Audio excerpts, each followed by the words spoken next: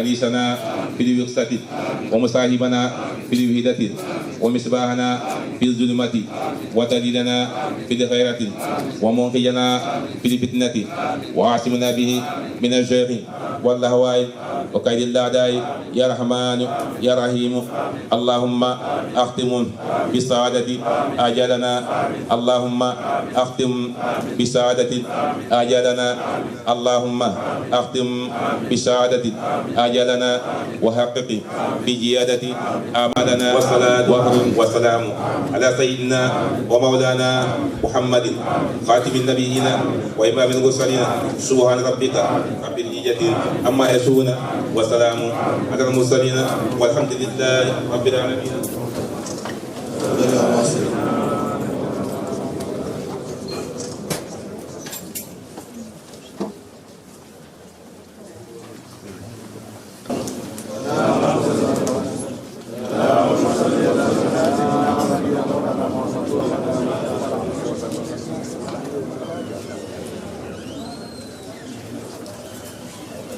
Bonjour tout le monde, nous sommes réunis cet après-midi, c'est pour recevoir notre ambassadeur.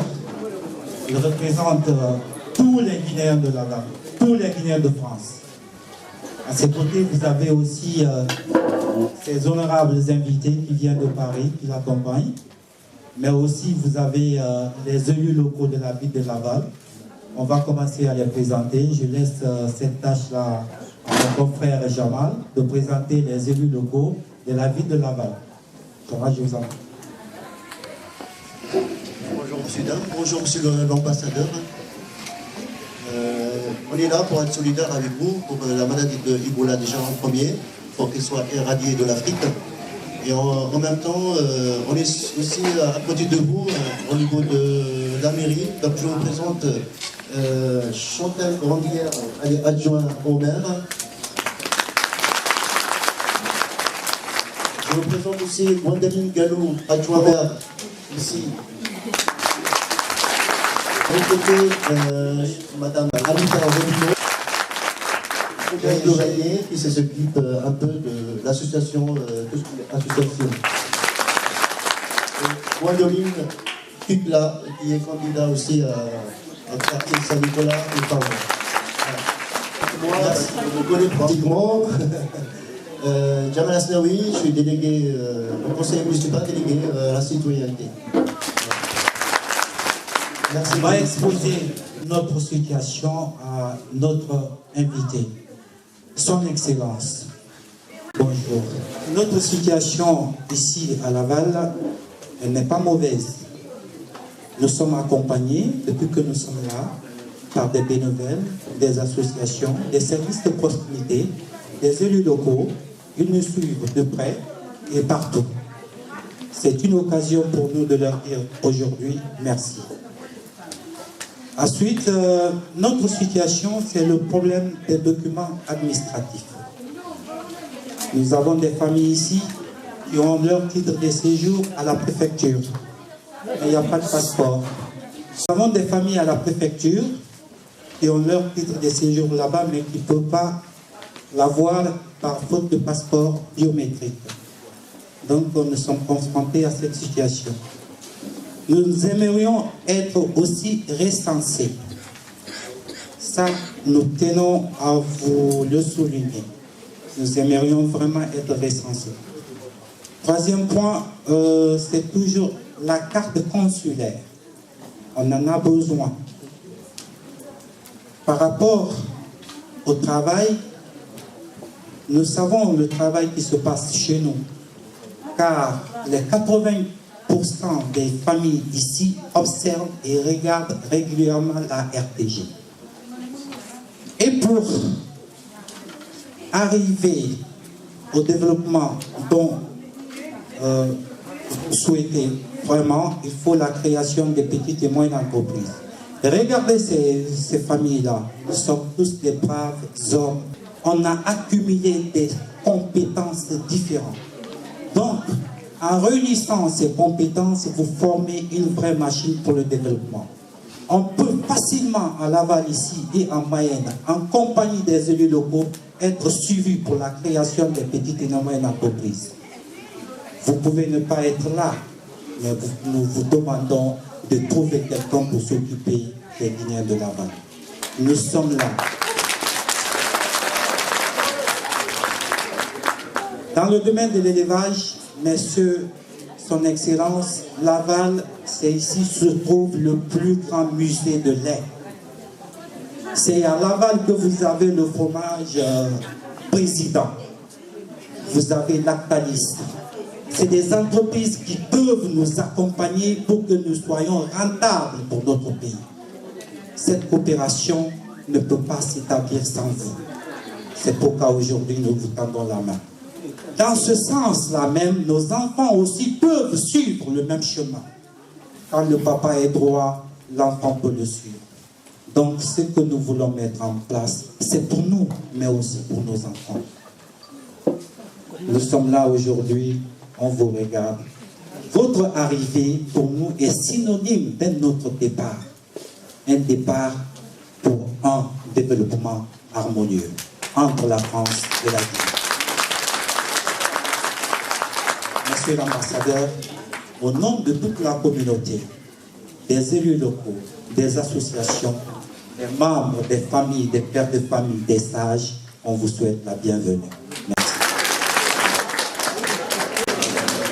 Alors, monsieur l'ambassadeur, monsieur de l'association, mesdames et messieurs, chers amis, je suis très heureuse d'être avec vous aujourd'hui pour représenter la ville de Laval et recevoir monsieur l'ambassadeur de Guinée.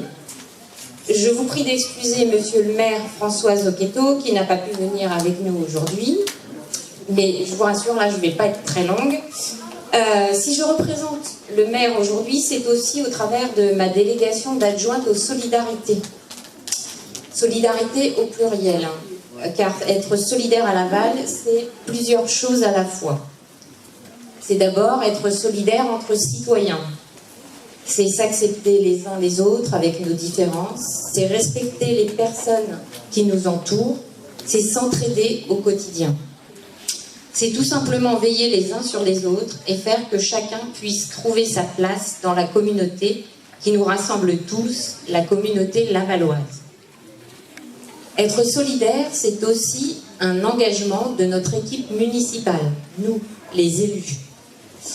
C'est à la fois renforcer nos politiques d'aide envers les plus fragiles, avec les aides du Centre communal d'action sociale que je préside.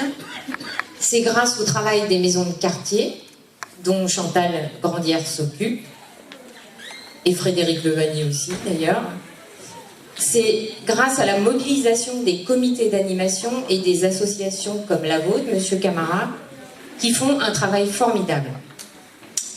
La solidarité, c'est aussi renforcer notre politique de solidarité internationale. La ville de Laval agit quotidiennement pour cette solidarité entre pays, donc en renforçant nos jumelages et la coopération. Nous fêtions d'ailleurs cette année les 40 ans de jumelage avec la ville de Garango au Burkina Faso. Cette coopération internationale est un outil d'échange culturel, de développement local, à la fois ici et dans les pays partenaires. en soutenant des projets de solidarité internationale, notamment la participation à de nombreux forages pour favoriser l'accès à l'eau potable en Afrique. Toutes ces façons d'être solidaires peuvent sembler de petites pistes d'action au regard de la tâche immense que représente le combat contre les inégalités à la fois sur notre territoire à Laval et dans le monde. Mais si notre collectivité s'engage dans ce sens, c'est aussi pour montrer que la solidarité est l'affaire de tous au quotidien.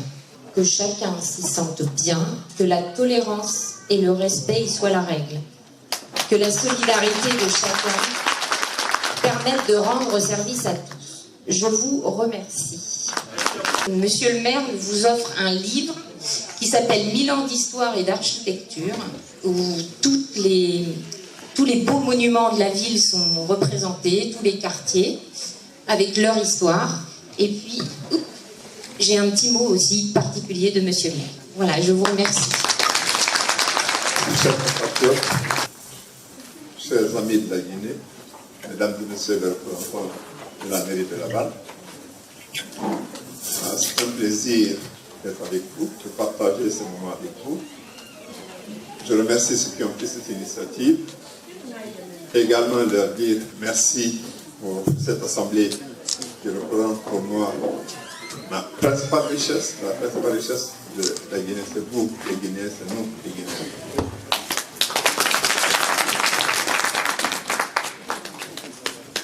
Je vais peut-être rebondir sur ce que Madame la représentante du maire a dit tout à l'heure. La solidarité. La solidarité, d'abord, entre nous. Nous avons des sociétés basées sur cette solidarité que nous sommes en train de perdre. Que ce soit ici, à Paris ou ailleurs, c'est cette solidarité qui est unique, qui nous permet de survivre, d'avoir à mettre en valeur nos cultures et nos connaissances. Donc, je peux vous encourager toujours à savoir que la Guinée, c'est le seul bien commun que nous ayons. En demandant l'unité, l'union, de nous mettre ensemble, ça ne veut pas dire que nous sommes tous d'accord sur la même chose. Mais quand il s'agit de notre pays, soyons-en dignes. Cette dignité commence par la compréhension entre nous. Se dire les choses, se dire la vérité, c'est la première marque de loyauté. Ça renforce les liens qu'on sème entre nous. Nous traversons des périodes difficiles. La Guinée a d'énormes potentialités, mais avant de parler de ces potentialités, je veux que vous sachiez que depuis que la Guinée est indépendante, la France n'a jamais autant soutenu la Guinée que dans cette épreuve d'Ebola.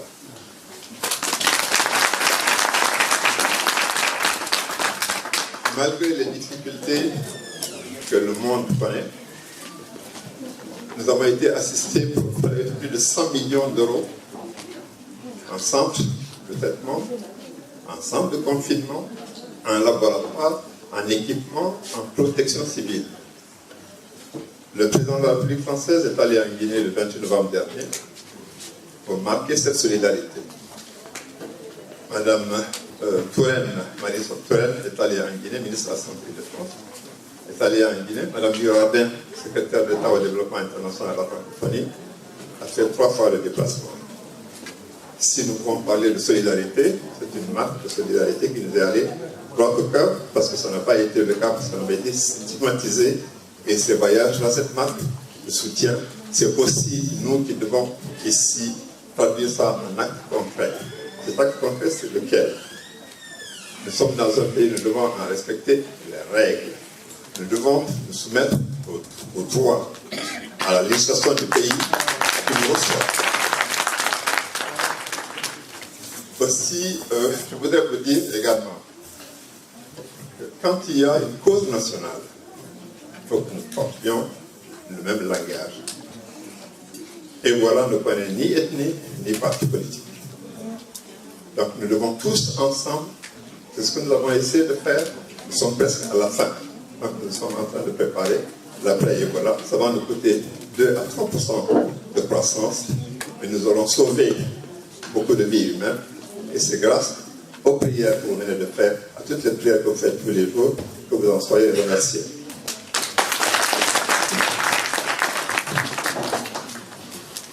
Pour nos amis de la Valois, je vais juste vous dire que nous avons la chance d'avoir un pays immensément riche. Cette richesse, comme je l'ai dit tout à l'heure, commence par sa population, par sa diversité. Nous avons un sous-sol très très riche, 40 milliards de tonnes de réserves de bauxite. Il y a beaucoup de ressortissants de Bokeh ici, Bokeh, un des grands centres de bauxite. Il y a 20 milliards de tonnes de fer de très haute teneur, plus de 6 millions d'hectares de terres fertiles. Alors, c'est proprement scandaleux que nous soyons parmi les derniers en une liste pauvreté. Donc, il y a le travail qui commence, il y a beaucoup de travail à faire, il y a beaucoup de choses à faire.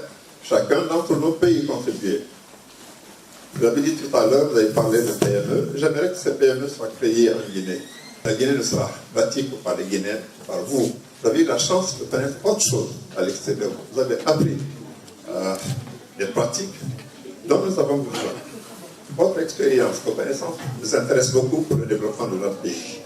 Et c'est d'abord, il y a un dicton malais chez moi qui dit, quand on vous lave le dos, lavez-vous le ventre.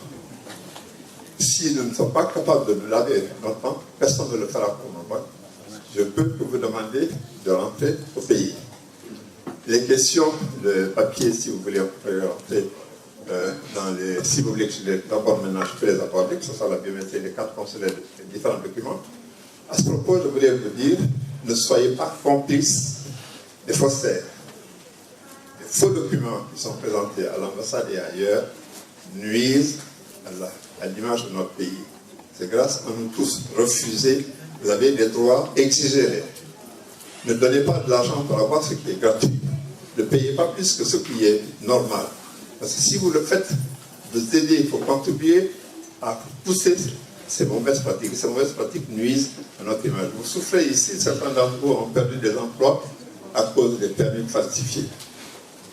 D'autres ont perdu des emplois parce qu'on peut se procurer des extraits de naissance qui sont faux. Pour l'éviter, c'est tous ensemble que nous pouvons vaincre. Nous avons des documents, vous avez des droits, exigez-les, nous sommes là pour ça. La première chose que je vous dis, c'est d'être avec vous. L'ambassade est ouverte à tous. Je ne demande ni d'ethnie, ni de parti politique, ça ne m'intéresse pas. Ce qui m'intéresse, ce sont les Guinéens. Nous sommes là pour vous et à votre disposition. Ceux qui ont pratiqué cette ambassade depuis un peu plus de 3 ans savent que ce ne sont pas des vains mots. Vous pouvez nous tester, mais je compte sur vous parce que seuls ne pourront jamais vaincre ces faux documents qui vous nuisent. C'est ensemble, en nous refusant vous, bénéficiaires, et nous, ordonnateurs, c'est ensemble que nous pourrons le faire. Donc sachez que l'ambassade de Guinée à Paris est là pour vous. Je suis à vos côtés, je suis à votre disposition. Ce n'est pas vous qui êtes à ma disposition, c'est moi qui suis à votre disposition à tout moment.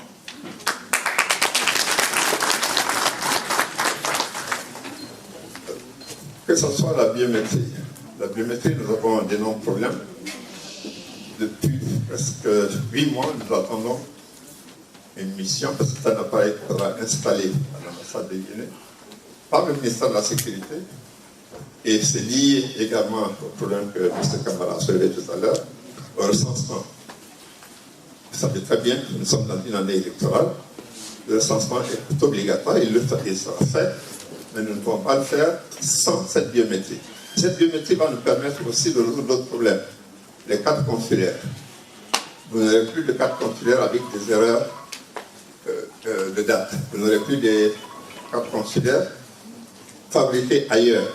Tout viendra de la machine. Donc je vous dis d'être patient. Pour le moment, nous procédons par attestation non délivrance passeport biométrique. Mais dans les semaines à venir, la mission viendra et forcément, vous serez informés à travers vos différentes associations.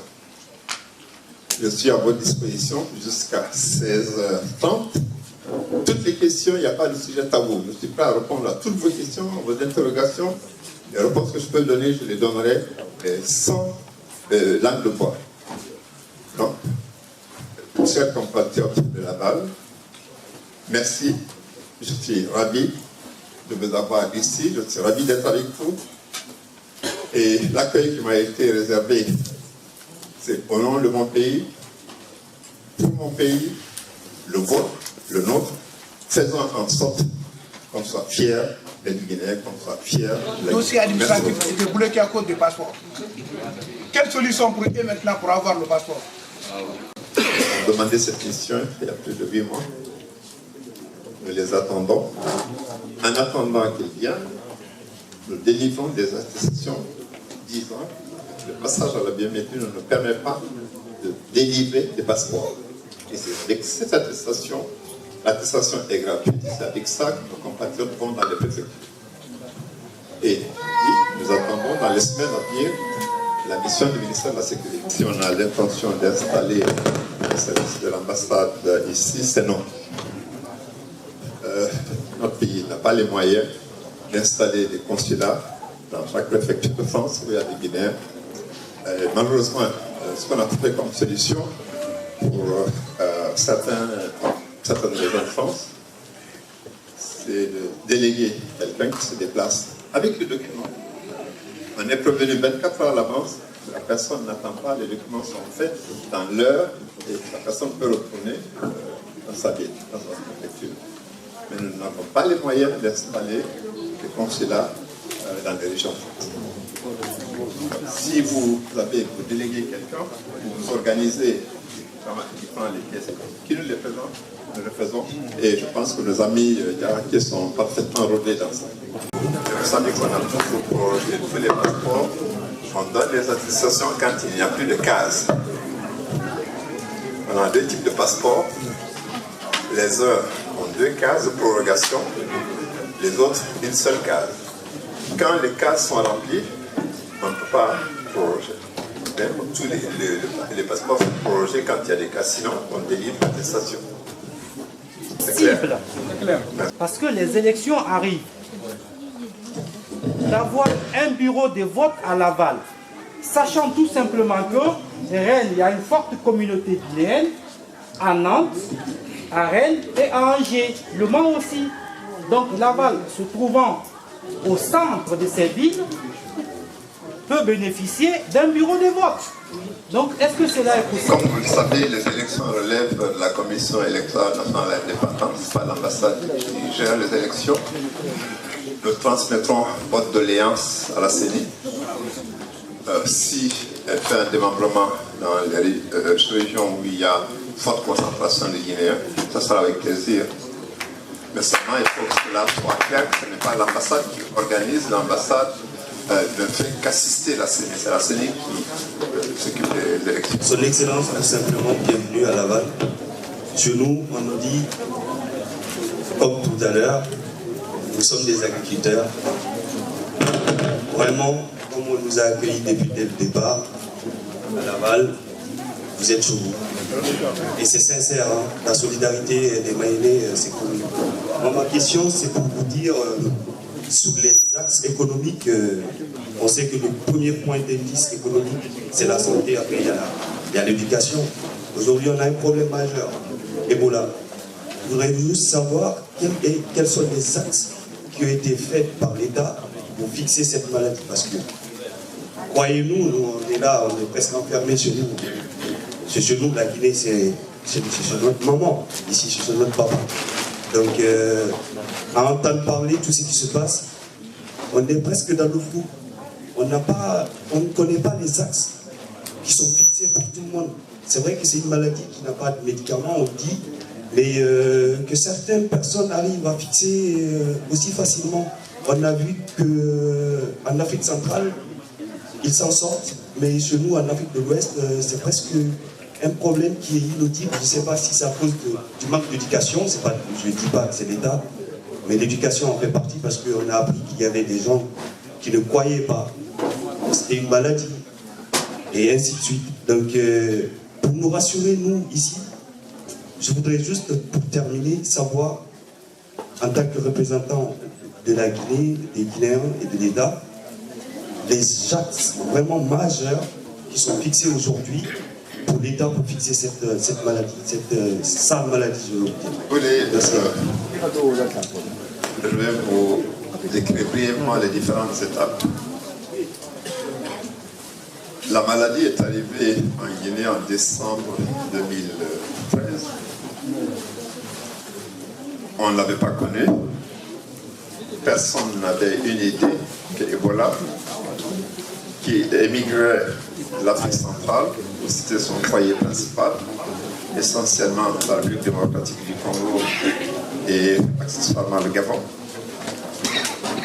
Il aura fallu attendre le mois de février que l'Institut Mérieux de Lyon confirme qu'il s'agissait bien du virus Ebola. À partir de ce moment-là, les mesures ont été prises. 1. Pour confiner. 2. Pour soigner, parce que contrairement à ce qui est dit, c'est pas vrai. Le taux de mortalité est aux alentours de 60%. Donc il y a 40% qui survivent. Plus tôt la maladie est connue, plus vite, mieux elle sera traitée. Le deuxième volet, pourquoi l'Afrique de l'Ouest tarde à vaincre la maladie, c'est par nos traditions, nos pratiques, nos croyances et à la limite notre obscurantisme. Vous avez encore des gens pour dire depuis un an que nous sommes sur tous les fronts, des campagnes de sensibilisation, d'information. Il y a des gens qui disent qu'ils ne croient pas, Ebola existe. Et vous qui avez posé la question, on a attaqué les installations d'une ONG française en disant que c'est cette ONG qui avait importé la maladie en Guinée. Vous avez également dans nos pratiques et traditions des phénomènes qui ont retardé. On a trouvé des charlatans qui ont dit qu'ils avaient les médicaments. D'autres ont dit qu'il suffisait de lire le Coran pour qu'on soigne. Des familles entières ont été décimées parce que on ne pouvait pas demander aux gens de ne pas assister leurs parents malades, alors que Ebola, ce n'est pas dans l'air, c'est dans le contact physique.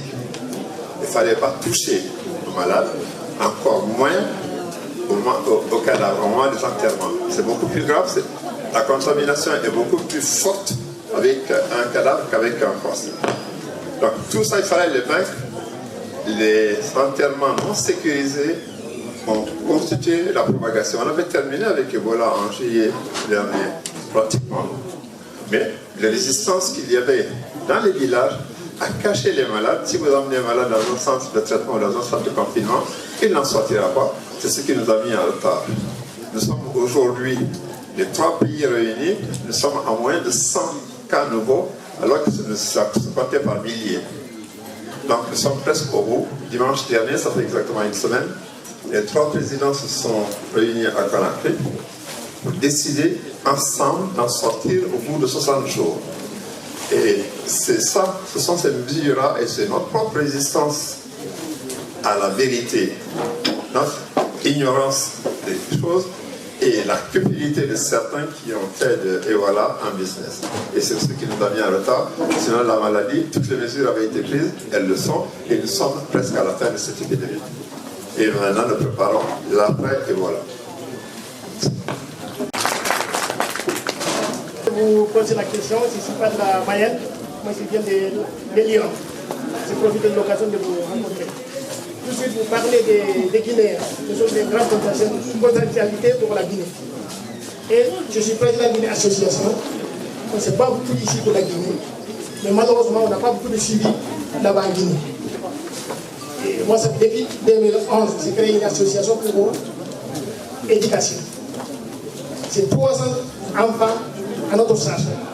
On n'a aucun aide de l'État guinéen qui s'occupe de ces enfants. Ce qu'on souhaite, c'est que vous soyez notre relais pour suivre notre association, pour nous aider à Guinée sur place là-bas, pour faire l'éducation de nos enfants. Si vous voyez que nous sommes tous là, parce qu'on n'a pas l'éducation qu'il faut dans notre pays. La plupart de nous, nous sommes illettrés, nous sommes ouvriers, fils d'ouvriers, et malheureusement, la plupart de nos enfants seront aussi ouvriers, faute d'éducation. Donc nous, ce qu'on vous demande, c'est de nous aider à travers de votre compétence, d'appuyer c'est-à-dire le projet qu'on met en place. La Guinée là-bas, on a de l'argent, on a mis de l'argent là-bas, on construit des écoles, mais au moins l'État aussi peut nous aider à avoir au moins des enseignants. Mais nous aussi, on doit payer aussi des enseignants pour faire le travail de l'État. On n'a aucun aide.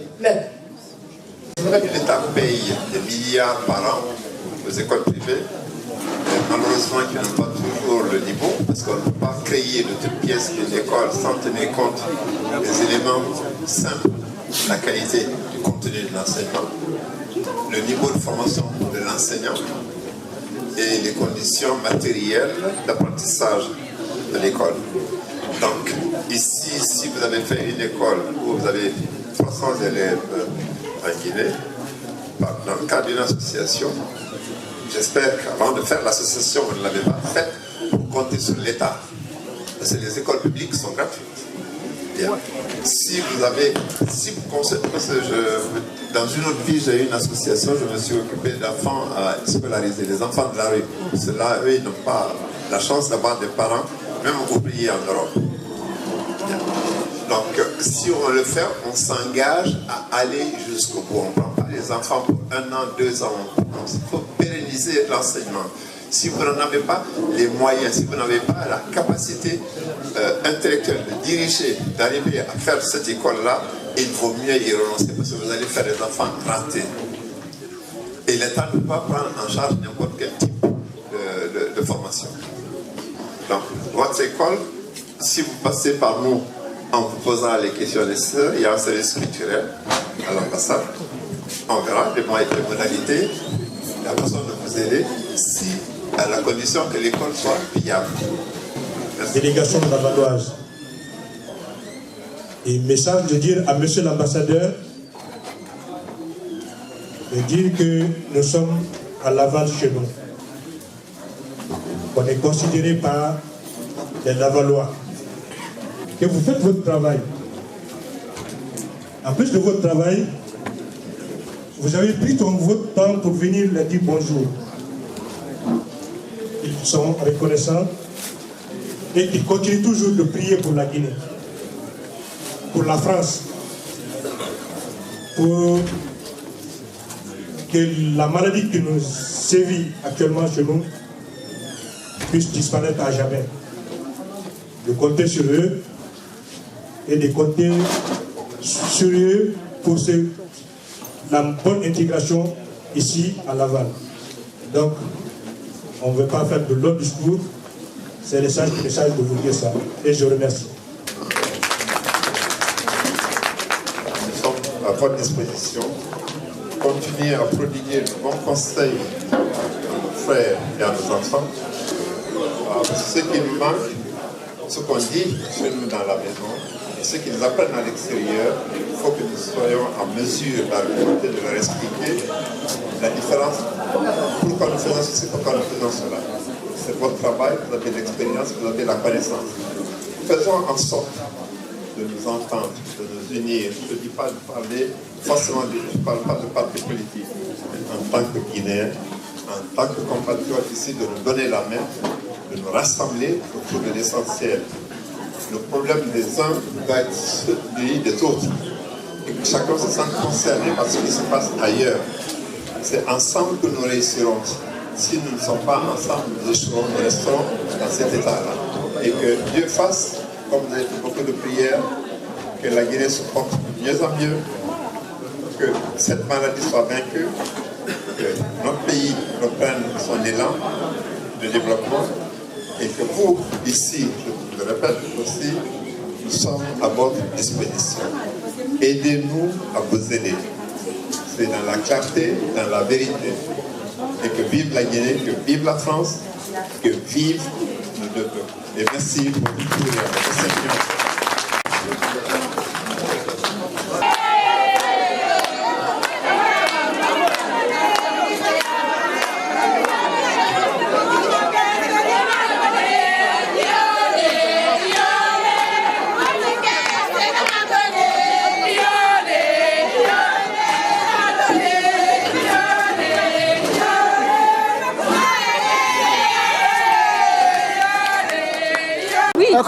cette rencontre avec la communauté guinéenne?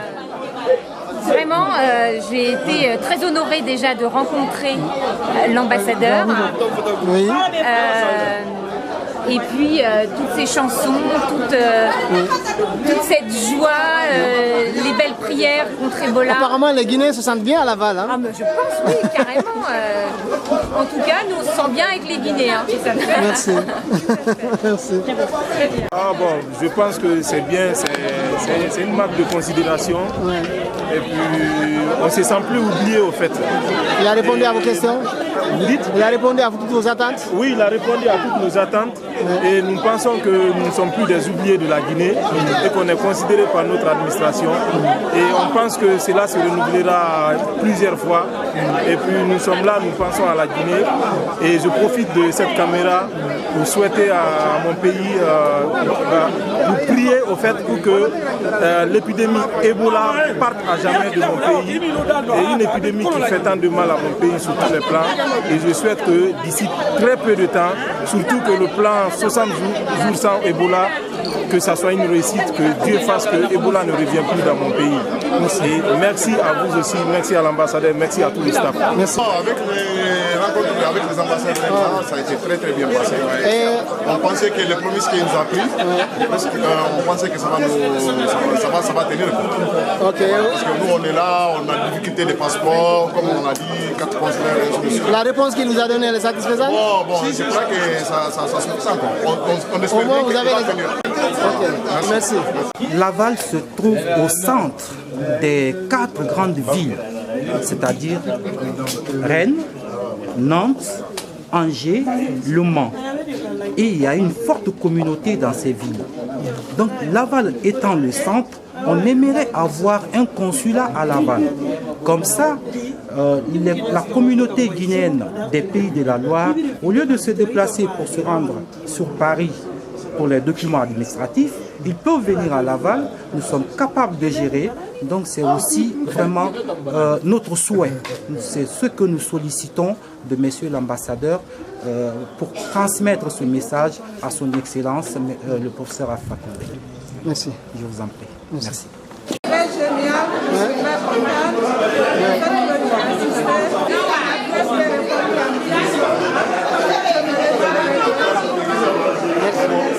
Merci. L'ambassadeur, est-ce qu'il a répondu à vos questions? Ah non, c'est bien, il a bien répondu. On est très content pour nous. Ouais, mais au niveau des attestations là, et le consul, vous n'aurez pas, parce qu'Alpha a les poches vides, il paraît. Non, ça c'est pas tellement grave pour nous. Nous sommes patriotes.